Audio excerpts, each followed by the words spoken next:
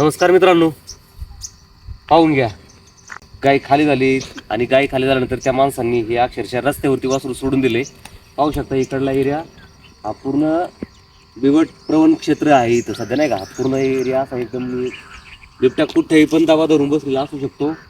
कारण या ठिकाणी हे खोंड सोडून दिलेले जरशी खोंड आहे शेवट. आणि आता कोणी नेत पण नाही. आता पहिले फासबारदे वगैरे नेत होते, पण आता हे योग्य नाही. त्याच्यावरती काय ना काहीतरी तोडगा निघाला पाहिजे, काहीतरी मार्ग निघाला पाहिजे.